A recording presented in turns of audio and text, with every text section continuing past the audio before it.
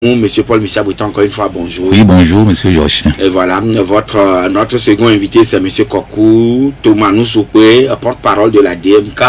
Rebonjour. Bonjour, Georges. Et voilà, nous le savons bien, monsieur Gabriel Messan-Guillaume Kodjo, qui est président national du MPDD, également, il a occupé de hautes fonctions dans ce pays, le Togo, et est décédé le 3 mars dernier à Tema, au Ghana, en exil. Et nous apprenons que sa dépouille arrive à Lomé le jeudi prochain. À quel moment de la journée on en saura davantage pour parler un peu de la vie de l'homme et comment les obsèques auront lieu. Voilà la raison pour laquelle nous avons les deux invités. Mais avant de pouvoir revenir amplement sur ce sujet, ils sont des acteurs politiques, puisque monsieur Paul Missa-Breton fut membre du bureau politique du MPDD et monsieur Toumanou Soukwe est le premier responsable du bloc d'action pour le changement BAC. Alors, monsieur Thomas Kokou Soukwe, on va faire juste un petit détour en France pour revenir. Nous le savons bien, les élections législatives anticipées, provoquées ou convoquées par le président français Emmanuel Macron. C'est donc le RN Rassemblement National qui est largement en tête au premier tour. Et donc, la première responsable, si je dois le dire ainsi, en dehors donc de celui qui est le président national actuellement, il espère une victoire historique le 7 juillet prochain, autrement dit le dimanche prochain. Est-ce que cela vous a surpris, monsieur Toumanou Soukwe? Non, la France c'est un État démocratique. Ça ne peut pas nous surprendre. Ce n'est pas en Afrique où les gens refusent délibérément l'alternance au pouvoir. Donc, nous saluons la victoire du Rassemblement national et nous comptons les voir probablement le 7 juillet prochain pour remporter les élections en France. Les élections législatives. Monsieur Paul Missa-Breton, je vais vous faire écouter un peu, hier dans l'euphorie, la prise de parole de Madame Marine Le Pen, qui est déjà élue au niveau du Calais. Elle est élue au premier tour déjà, mais elle est la première responsable du parti qui a été 3 fois candidate à la présidentielle ou bien au présidentiel en France. On l'écoute. La démocratie a parlé et les Français ont placé le Rassemblement national et ses alliés en tête et ont pratiquement effacé le bloc macroniste. Comme responsable politique, je me félicite de la participation si élevée qui donne une force particulière au résultat de ce soir. Les Français ont ainsi, dans un vote sans ambiguïté, témoigné de leur volonté de tourner la page après 7 ans de pouvoir méprisant et corrosif. Nous en remercions chaleureusement les électeurs et accueillons ce résultat, première étape vers un choix d'alternance comme une marque de confiance qui nous honore et nous oblige. En démocratie, rien n'est plus normal et sain que l'alternance politique. Pour entamer cette alternance, pour conduire les réformes dont le pays a besoin, il nous faut une majorité absolue. Majorité claire, il se trouvera toujours quelques féodalités anciennes, des inerties programmées et de basses manœuvres pour faire échec à la vraie alternance dont le pays a urgemment besoin. Voilà, Marine Le Pen, vous l'avez écouté, Paul Missa-Breton? Oui, je l'ai écouté et je pense que à l'évidence, il faut l'accepter, parce que elle a dit quelque chose de très pertinent, qu'au niveau de la démocratie, rien n'est plus sain et plus intéressant que l'alternance. Et je pense que cette doctrine ou cette philosophie est connue de M. Faure-Gnassingbé lui-même, puisque entre-temps il a voyagé et il s'est confié à la presse nationale et internationale que pour que la démocratie progresse en Afrique, il faut au moins 2 ou 3 mandats. Ça veut dire qu'au moins, il avait reconnu que l'alternance joue un rôle incontournable dans la démocratie. Malheureusement que la déclaration verbale est différente de ce qui se fait sur le terrain. Et donc Marine Le Pen, je pense que quand on est président, on vote à partir du bilan. Mais quand on n'est pas président, on est candidat, on vote à partir du programme, de son programme de société. Donc Emmanuel Macron a fait déjà un certain nombre d'années à la tête de la France et il a montré beaucoup de limites, de manquements et de lacunes. Et c'est en fonction de ces lacunes-là, puisqu'il a fait sombrer l'image de la France sur le plan international. Parce que ce qui se passe au niveau de l'Ukraine, ce qui se passe au niveau de l'Afrique, les relations entre la France et le reste du monde, cette relation est compromettante. Et donc ça ne fait pas briller l'image de la France, et les Français le savent. Maintenant que est-ce la raison pour laquelle il rejette jusqu'à ce niveau-là la majorité présidentielle? Oui, vous voyez, c'est qu'un parti politique, c'est comme nous le disons, c'est comme un être vivant, c'est comme il faut l'arroser et il faut essayer de satisfaire les attentes des populations. Mais quand vous êtes président, tout ce que chaque acteur politique fait, qu'on soit président, qu'on soit dans l'opposition, le peuple regarde. Que ce soit le peuple blanc ou le peuple noir, le peuple regarde les actes que les présidents ou les acteurs politiques posent. Et c'est en fonction de ces actes-là que la sanction vient ou l'encouragement vient. Soit on vous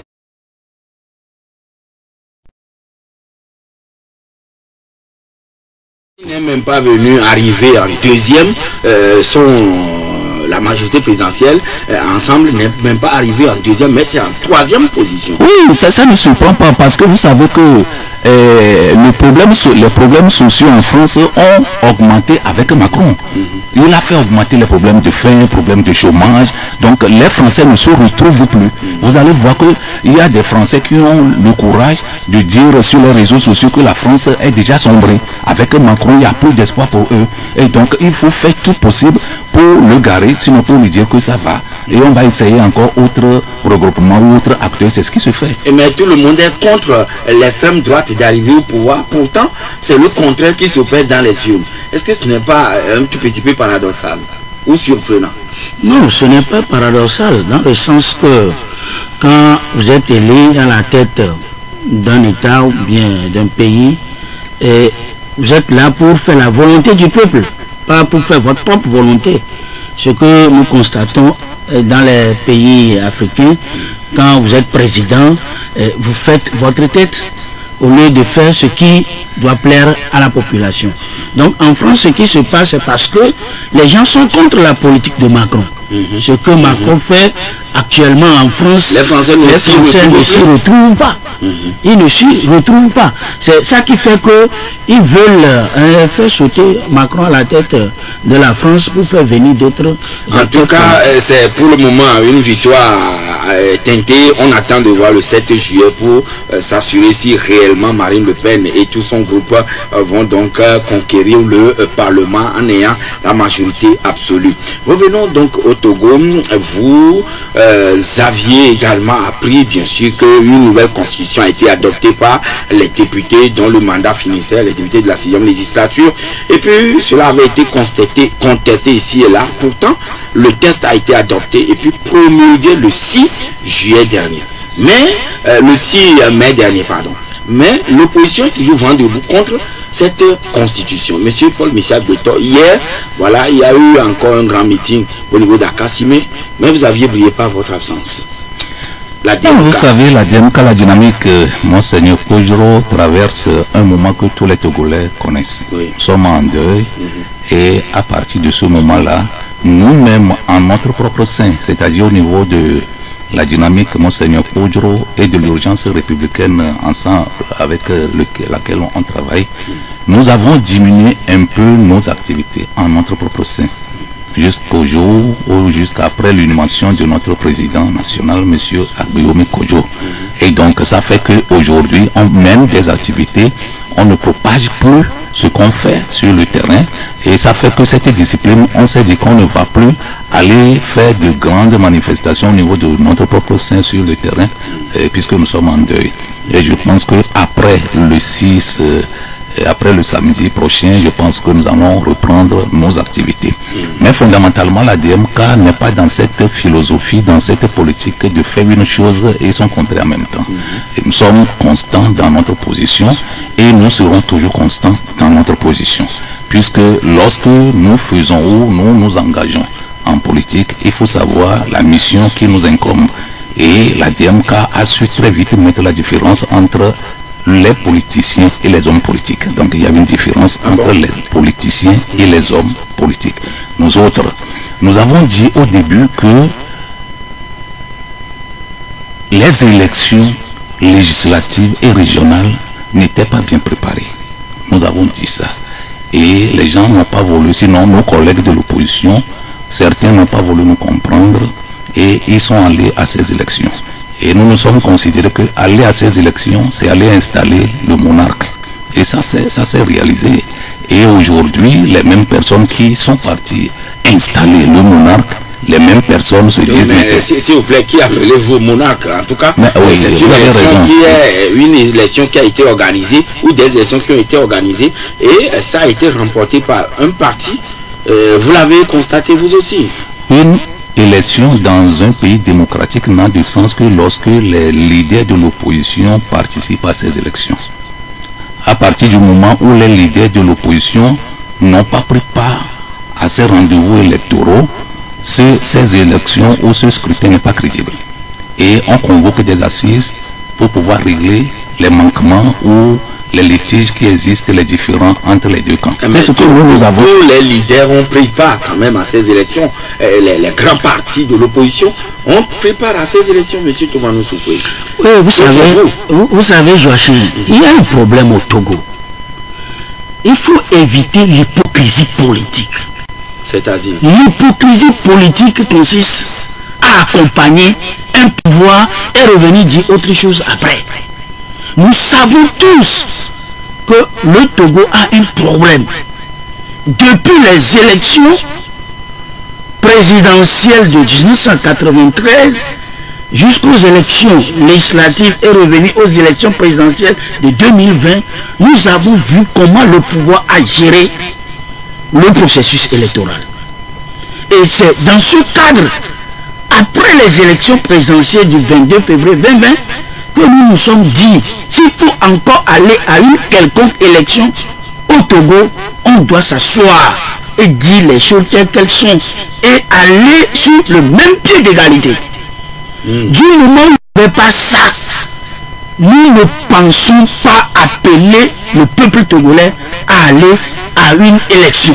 Et c'est dans ce contexte que nous avons déjà vu les choses qui arrivent. Nous avons demandé à nos collègues de l'opposition de ne pas participer à ces élections législatives et régionales. Le boycott de 2018, ça a payé cash. Quel boycott de 2018? Nous-mêmes, nous savons ce qui s'était passé en 2018. Sans oublier le 2020 et 2002 aussi. Hein? Je le dis et je le répète que nous savons tous tout ce qui s'était passé dans ce pays pour ce qui concerne les assises nous conduisant à des élections. Vous-même, vous savez, en 2018 dont vous parlez, la CEDEAO était arrivée pour nous accompagner. Mais qu'est-ce qui s'était passé? Qu'est-ce qui s'était passé? On a dit, pour une CENI de 17 membres, l'opposition prend 8, le pouvoir prend 8, le 1 qui reste là, on va voir qui prendra cela. Mais on a réussi à avoir 8 de l'opposition, 8 du pouvoir. Mais qu'est-ce qui s'était passé? Et nous ne sommes pas allés prêter serment pour siéger à la CENI. Ça veut dire que nous sommes là, nous faisons des calculs politiciens. Et ce sont ces calculs politiciens-là qui ont fait capoter les choses en 2018. Nous le savons tous. Ce n'est pas parce que nous ne voulons pas dire les choses telles qu'elles sont que les gens vont continuer toujours par berner le peuple togolais. Berner le peuple togolais. Il faut reconnaître à jamais que si les gens se mobilisent aujourd'hui pour dire nous sommes contre la nouvelle constitution, et puis le basculement dans un régime. Le basculement dans un autre régime, ce sont eux-mêmes qui sont à la base. Je le dis, je le répète parce que... Ce sont eux, mais est-ce qu'ils étaient à l'Assemblée pour voter une loi? Ils n'ont pas voté la loi? Joachim, vous savez très bien que nous avons eu l'alternance en 2020. Et c'est Agbeyome Kodjo avec Monseigneur Kodjo qui ont réussi à obtenir l'alternance pour le peuple togolais. Il suffit seulement que les acteurs politiques togolais accompagnent Monseigneur Kodjo et Agbeyome. Aujourd'hui, nous n'en serons pas là. On ne va même pas changer la constitution. Agbeyome et les autres acteurs politiques vont gouverner ce pays. Voilà que malheureusement ils ont donné la chance au pouvoir en place de faire ce qu'il est en train de faire aujourd'hui. Il ne faut pas que les gens nous trompent dans ce pays. Oui, non mais quand même tout cela relève un peu du passé. Mais quand M. Missia Guiton, est-ce que vous êtes pour ou contre la nouvelle constitution et le régime parlementaire? Vous savez, au niveau de la DMK, notre lutte au niveau de la DMK est différente de la lutte que mènent la plupart des acteurs politiques au Togo. Je vais m'expliquer. Vous savez, chaque regroupement, chaque parti politique a des objectifs, des missions à atteindre. Et nous, au niveau de la dynamique, Monseigneur Fodjoro, nous avons 2 missions, sinon 2 objectifs. Le premier objectif, c'est l'alternance. Et le deuxième objectif, c'est le changement du régime. C'est ça qui met la différence entre nous et les autres. Les autres veulent l'alternance et les autres veulent que le pouvoir, le régime RPT uni reste en organisant les élections. Eux, ils vont y participer. Et c'est ce que nous avons constaté jusqu'à ce jour. Nous autres, au niveau de la DMK, nous disons l'alternance et le changement du régime. Voilà la différence. Quand vous n'aimez pas le changement du régime, vous allez essayer de nous contrôler. Oui, non, mais c'est à partir des urnes qu'on peut changer un régime si le peuple vous accorde sa bénédiction. Vous savez, oui, nous sommes des hommes intelligents. Et le Togo a organisé plusieurs élections législatives et plusieurs élections présidentielles. La façon dont ça s'organise, on a déjà vu. C'est devant vous ici, devant vos micros, que nous clamons, ou sinon nous clamions, nous revendiquons. Nous faisons tout ce qui était de notre pouvoir pour alerter nos amis, nos collègues de l'opposition qui a un danger devant. Et ce n'est qu'après les élections que certains qui ont eu la conscience, ils sont revenus dire que ceux qui appelaient à se retrouver d'abord, à exiger des conditions avant ces élections, ils ont raison. Je donne l'exemple de gens qui ici, par exemple, et d'autres. Il y en a dans leur ego, dans leur égoïsme, ils cherchent à faire croire qu'il n'y a que de rien n'était. Alors que le peuple togolais n'est plus à ce stade-là. Le peuple togolais est tellement mature aujourd'hui qu'on ne peut plus le briser, le berner, le tromper. Tout ce qu'ils sont. Est-ce que vous êtes en train de faire allusion au faible taux de participation de Lomé? Par rapport à quoi? Aux dernières législatives? Non, est-ce que c'est seulement Lomé? C'est l'ensemble du peuple togolais qui ne veut plus de ce régime. C'est l'ensemble du peuple togolais qui ne veut plus que les mêmes paradigmes les conduisent vers les élections. Le peuple togolais veut le changement. Le peuple togolais veut l'alternance et le changement du régime. Maintenant, nous avions dit, qu'est-ce qui coûte, ça coûte quoi à nos collègues de revenir et qu'on s'asseye, qu'on exige les réformes et ensemble on fasse des conférences de presse conjointes pour dire que bon, maintenant c'est bon, on y va. L'État ne va pas s'arrêter, ne devrait pas, parce que les députés étaient arrivés, le mandat des députés était arrivé à son terme. Oh. Il fallait le renouvellement du Parlement. Mais justement, lorsque dans un pays, monsieur Joachim, lorsque dans un pays, le Parlement arrive à son terme, oui, on parle de vide constitutionnel. C'est ça, non?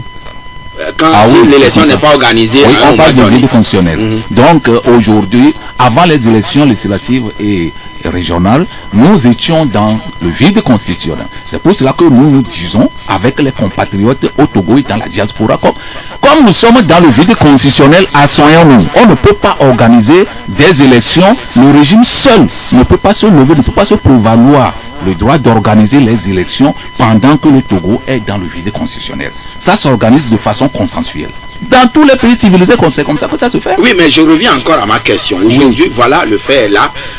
La nouvelle loi a été votée, promulguée par le chef de l'État malgré les contestations, et nous sommes aujourd'hui dans un régime parlementaire. Monsieur Joachim, êtes-vous pour ou contre? Monsieur Joachim, le régime parlementaire, Faure Gnassingbé va le retirer.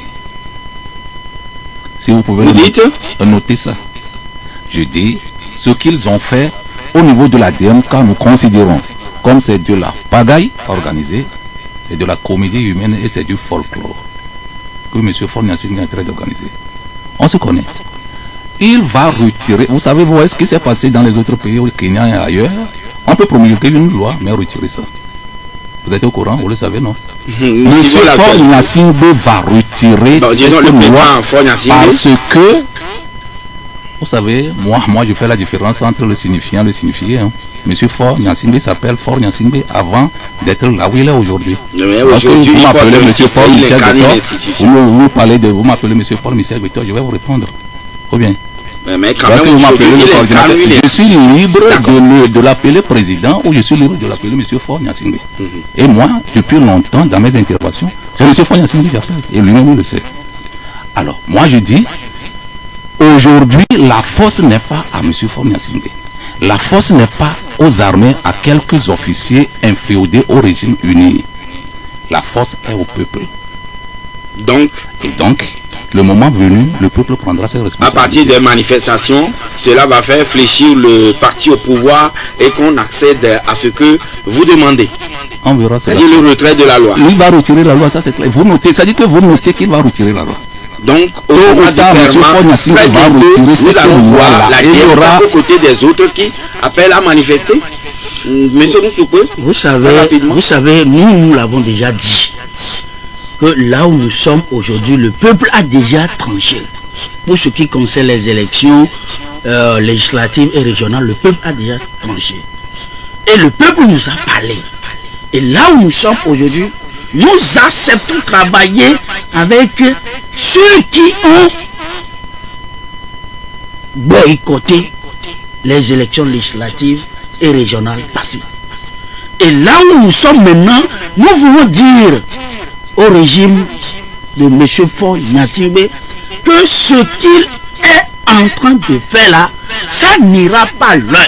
Et n'oubliez pas non plus que des gens étaient aux élections, mais déclarés élus, mais ils ont boudé l'Assemblée nationale. Vous savez, ce n'est pas là notre problème. Ce n'est pas là le problème du peuple togolais. Ça veut dire que vous avez fait le choix d'aller aux élections. Acceptez le verdict des élections. C'est parce que vous avez fait ce choix-là. Ne revenez pas dire au peuple togolais qu'on nous a triché, on nous a volé, on a fait ci, on a fait tant. C'est ça qui fait que vous avez fait marche arrière. Nous, au départ, nous avons dit, asseyons-nous, réclamons la libération des détenus politiques, réclamons le retour des exilés politiques, et ensemble, on verra ce qu'on peut faire. Nos frères qui ont lutté pour nous se retrouvent aujourd'hui en prison. Nous ne nous préoccupons pas de leur situation. Nos frères qui ont lutté pour le développement de ce pays se retrouvent en exil. Et c'est en exil que Monseigneur Kodjo est décédé. C'est en exil que le docteur Gabriel Messa Agbeyomi Kodjo est décédé.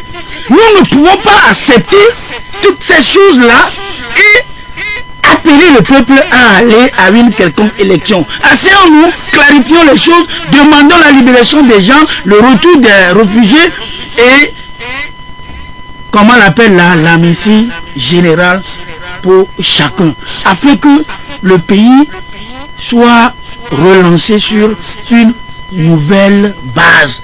Il faut qu'il y ait un nouveau départ. Et là, maintenant, on peut faire ce que nous pouvons faire comme acteurs politiques. Mais nous n'avons pas accepté.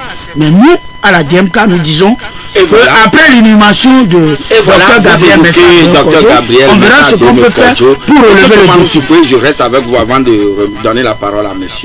Paul Missiak Beto. Vous êtes le porte-parole de la DMK. Le 3 mars, c'était ce jour-là. Comment avez-vous accueilli cette très très mauvaise nouvelle?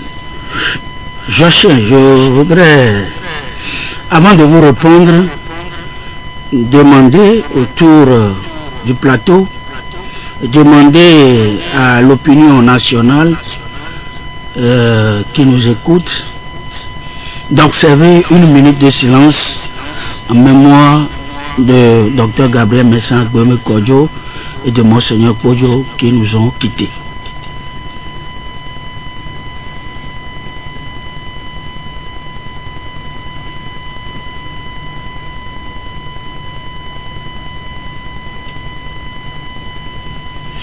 Joachim, merci, merci. Le 3 mars 2024, quand nous avons été informés du décès du président Agbeyomi, nous étions tous abattus.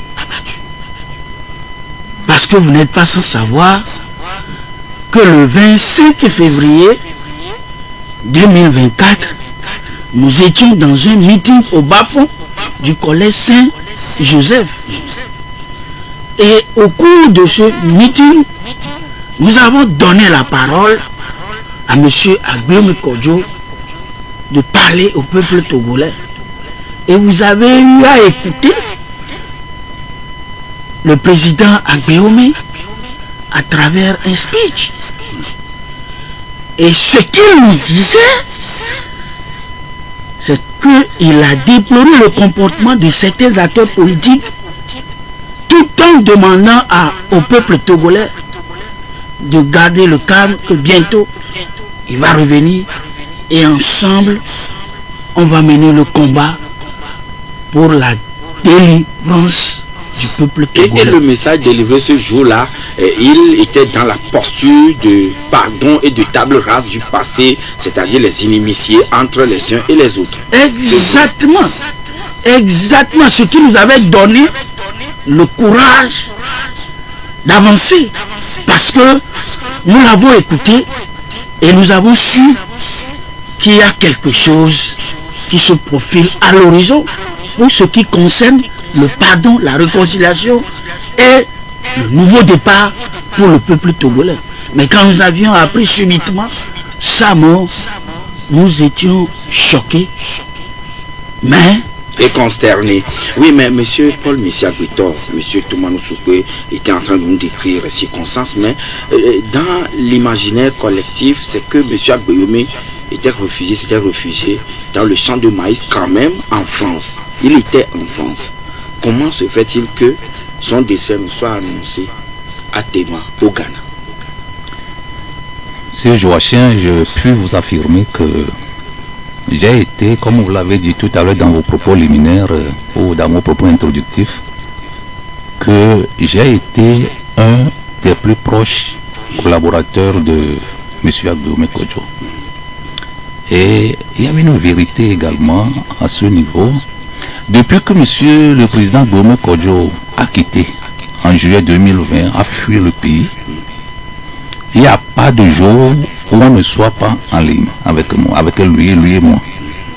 Sauf que moi, je ne savais pas l'endroit où se trouvait mon président pour raison de sécurité.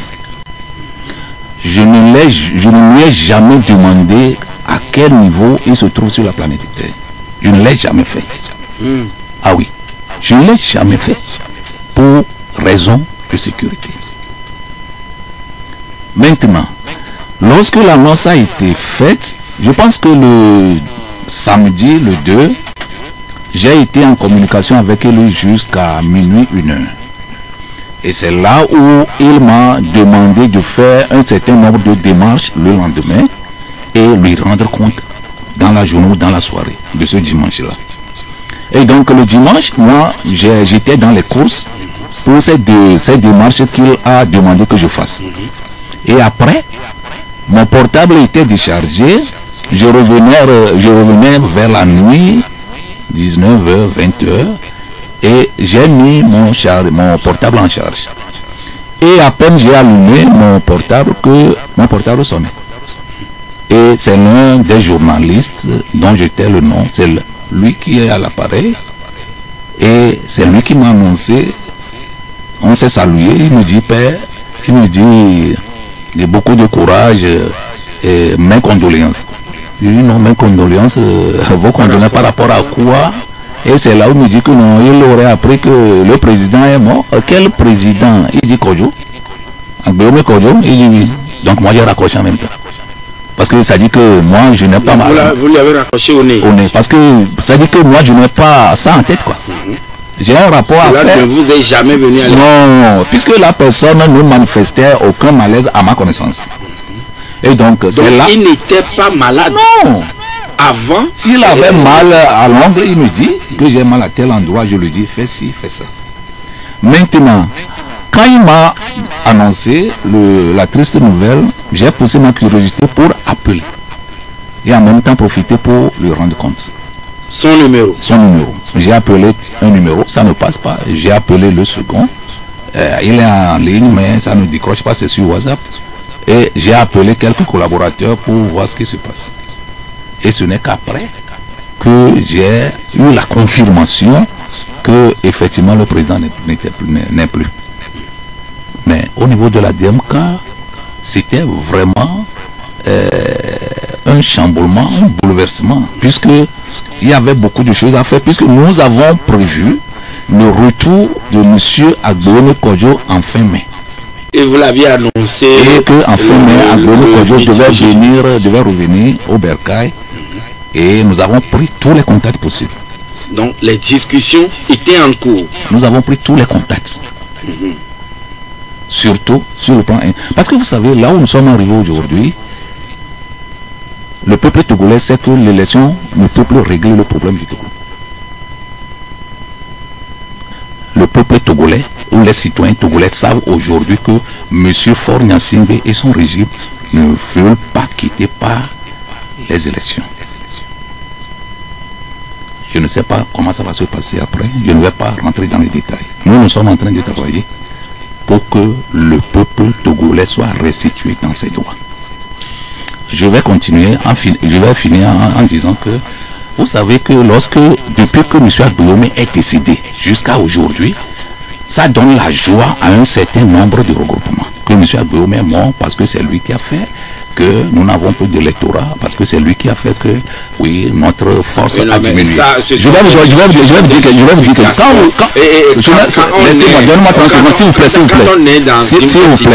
que quand vous êtes dans une situation et que vous êtes un collègue et qu'il arrivait qu'un de vos collègues tombe, la moindre des choses, c'est de faire sortir des communiqués, c'est de venir rencontrer, voir comment les choses se déroulent.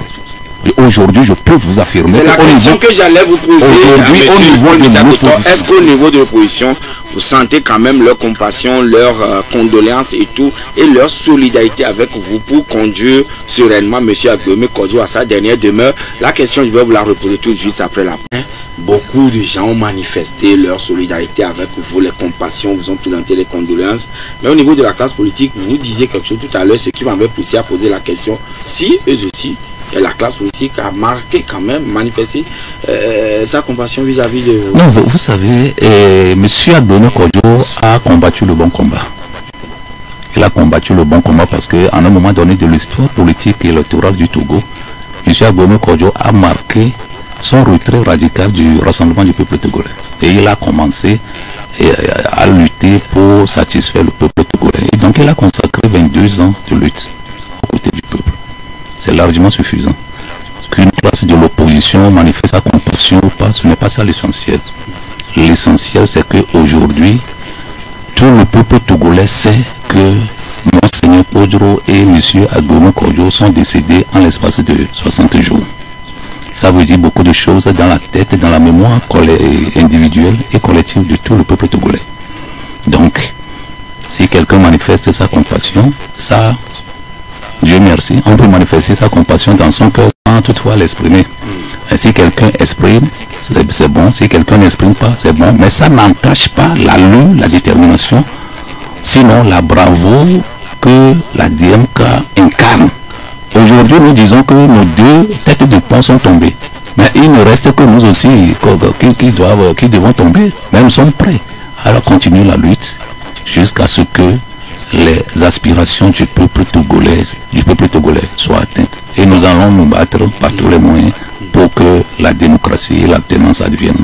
Donc vous allez prendre le relais et puis continuer la lutte là où ils l'ont laissé les deux. Vous savez, prendre le relais, ça c'est d'office et c'est du droit. Je le dis, je le répète. Ce n'est pas parce que Monseigneur Kodjo est décédé, Docteur Agbéomé Kodjo est décédé, que la DMK va laisser la lutte de libération. Vous êtes amputé des deux têtes de pont.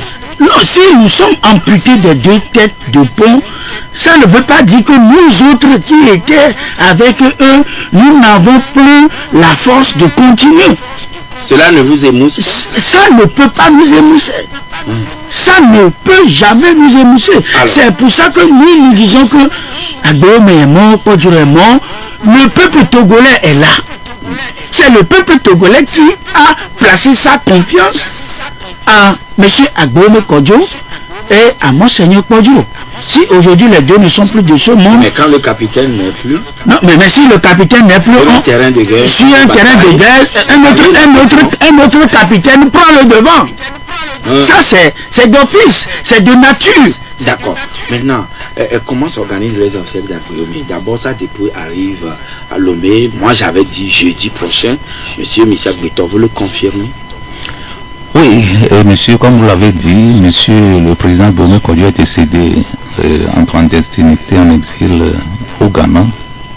Et donc, le jeudi, le 4, oui, le jeudi, le 4, la dépouille va arriver au Togo, à Lomé. Donc, voilà ce que je confirme que ça va arriver à partir du Ghana. C'est ça. Oui, mais est-ce que les funérailles, vous l'organisez conjointement avec sa famille biologique ou bien vous faites les obsèques politiques à part et puis la famille fait les obsèques naturelles, ordinaires à part? Oui, vous savez que le président Bono Kodjo est un politicien, c'est un homme politique de haut niveau. Et donc, il a sa famille biologique et il a sa famille politique. Donc, de go, les obsèques doivent être organisées aussi bien du côté de la famille biologique que de la famille politique. Donc la famille biologique a déroulé son programme et la veille aura lieu le 5 et l'enterrement le 6. Et donc c'est ça, la DMK aussi confirme les deux dates, puisque la DMK ne peut pas inventer d'autres dates, donc la DMK confirme les deux dates là. Sauf que au niveau de la DMK, nous voulons faire une veillée politique en la mémoire de l'illustre disparu. Donc nous avons organisé une veillée politique le mercredi 3 juillet 2024 à partir de 18h au siège du MPDD, le parti de l'illustre disparu. Donc nous profitons de cette occasion pour inviter tous les acteurs politiques, tous les acteurs de la société civile, tous les combattants de la liberté, tout le peuple togolais à faire massivement le déplacement au siège de MPDD le mercredi 3 juillet 2024 à partir de 18h. C'est après-demain. À partir de 18h. Il y aura quand même une veillée funèbre ordinaire, que ce soit à Lomé, tout comme dans son village natal, Tokpli, dans le Yoto 3. Mais pourquoi encore une veillée politique, monsieur Moussoukoui? Oui, Jean-Charles, vous savez, il faut nécessairement une veillée politique, puisque Agbéomi Kodjo a occupé de nombreux postes politiques dans ce pays.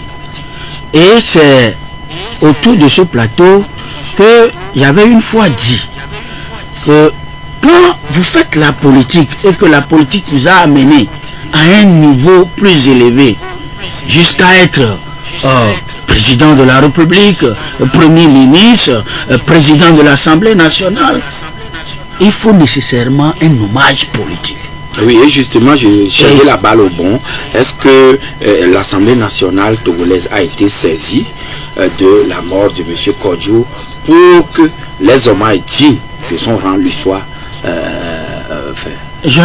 rendus? Vous savez très bien que nous sommes en face du peuple togolais. Ces démarches ont été menées par la famille biologique de M. Agbéomi Kodjo. Monsieur Michel Beton, vous confirmez ce qu'il dit? Non, oui, bah, vous savez que la famille politique ne peut pas se substituer de la famille biologique. Voilà. Quelle que soit l'ardeur d'un acteur politique, quand il décède, s'il est une autorité, s'il a occupé des postes de haut niveau, de haut rang, ça ne s'efface pas. Oui. Il y a certaines cérémonies traditionnelles qui s'opèrent. Mais au niveau de la DMK, nous ne sommes pas mêlés trop dans ce genre de choses.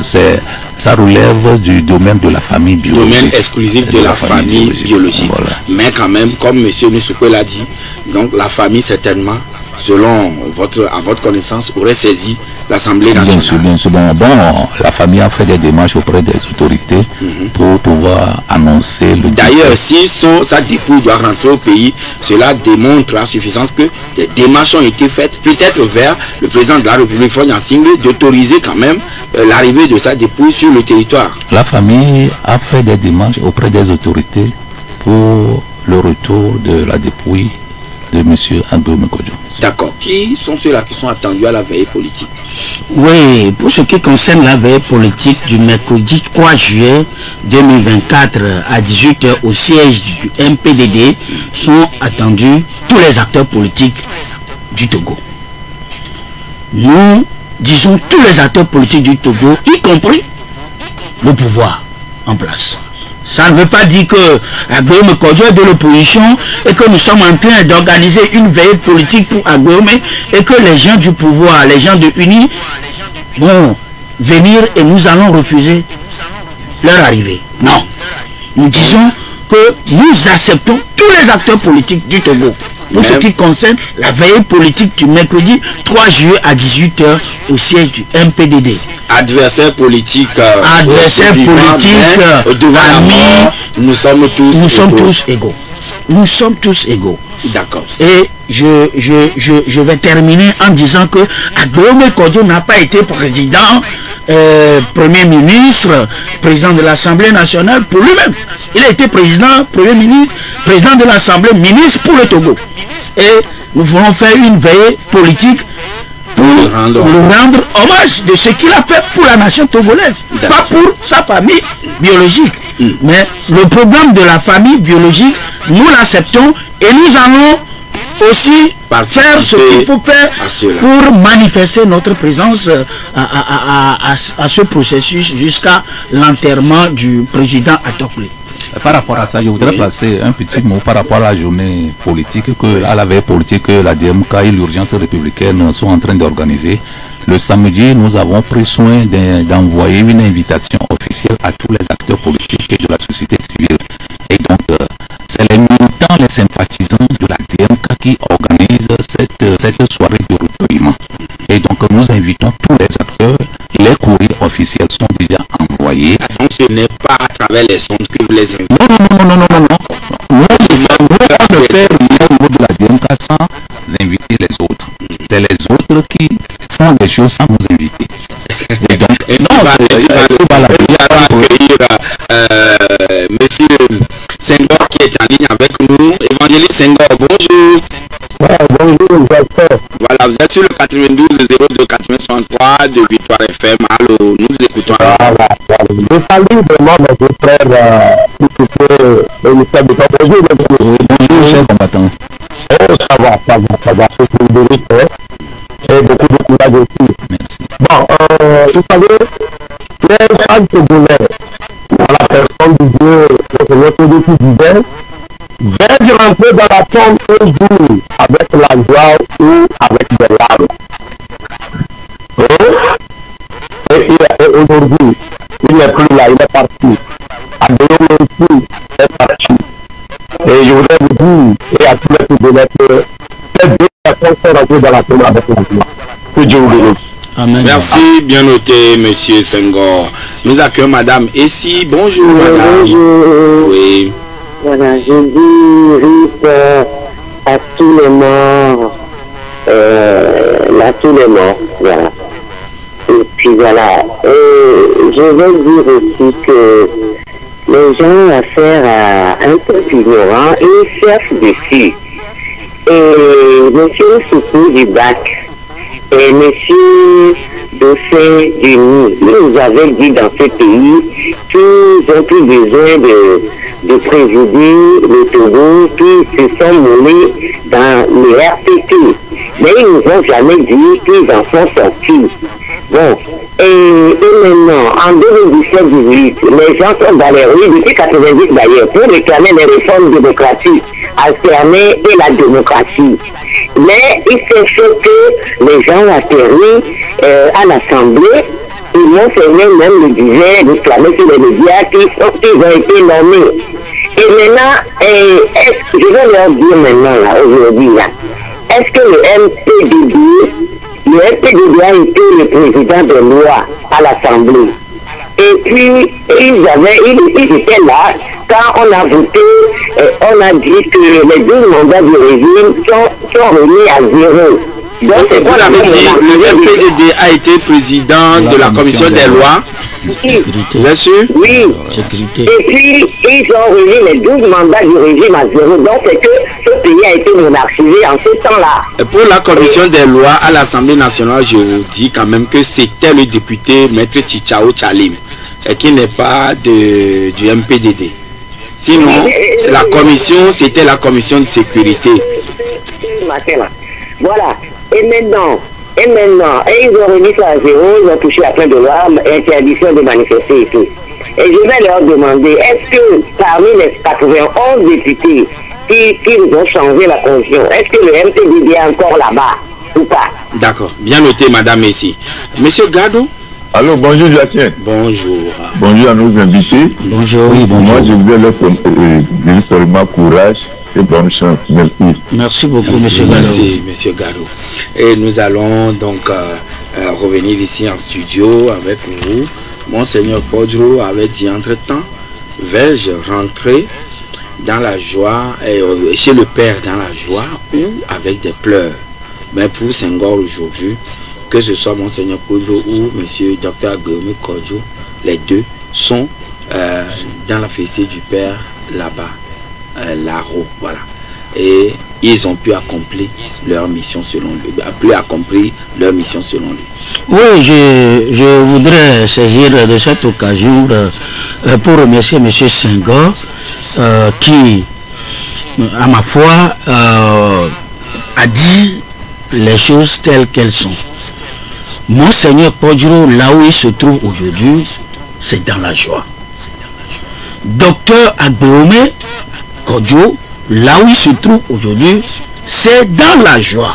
Parce que c'est une belle mort. Ils sont morts pour le peuple togolais, les armes à la main. C'est ça qui nous donne le courage, là où nous sommes aujourd'hui, de continuer dans le sillage. D'accord. La libération du peuple togolais à jamais.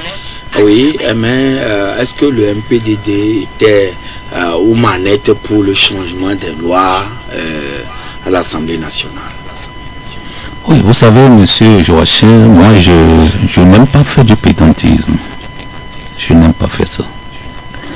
Et je ne voudrais pas mener un raisonnement sur des hypothèses fausses. Je n'aime pas non plus. Pour mener un raisonnement à mon niveau, il faudrait que les hypothèses soient bien fondées. Ce que dit madame ici, que MPDD a été président de la commission des lois, je ne veux pas raisonner sur cette hypothèse qui est fausse. Quand vous cherchez à accuser des gens faussement, au moins il faut partir sur de bonnes bases. On fait comme un peu, c'est-à-dire on connaît alors qu'on ne connaît pas. Je ne suis pas dans ce jeu-là. D'accord. Alors, M. Gado, lui, il a présenté ses condoléances à vous tous et a dit que son âme repose en paix. Oui, l'âme de l'illustre disparu repose en paix. Là n'est pas notre problème. Tout ce que nous savons, c'est que Guillaume Kodjo et Monseigneur Podjo, là où ils sont aujourd'hui, ils sont dans le monde des morts. Nous sommes dans le monde des vivants et la lutte doit continuer. Raison pour laquelle nous acceptons le courage que M.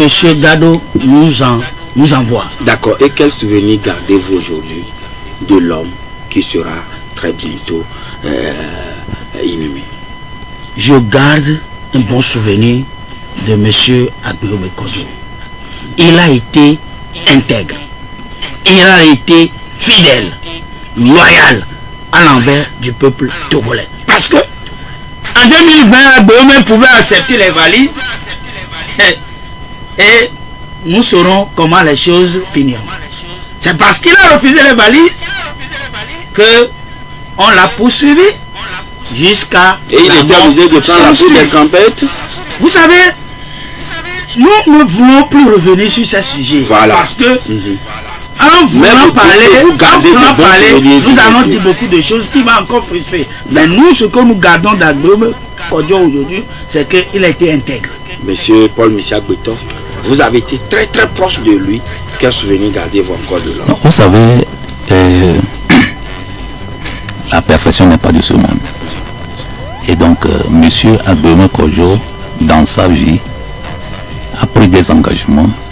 Ce que moi, j'ai noté dans son parcours, c'est que s'il veut faire quelque chose, il le fait de façon nette et claire. Il a voulu servir le RPT. Il l'a fait en s'affirmant. Et quand il a voulu faire la rupture, il a fait la rupture pour revenir vers le peuple, être du côté du peuple togolais. Il l'a fait également de façon très claire et nette, jusqu'à y laisser sa vie C'est ça que j'ai noté dans sa vie, qu'il ne fait pas double jeu. Il ne poursuit jamais deux lièvres à la fois. Et donc c'est l'illustre homme qui est parti. Quand il refuse quelque chose, il dit non. Avant qu'il ne meure, il m'a laissé un exercice. Heureusement que lui-même, il est venu corriger l'exercice.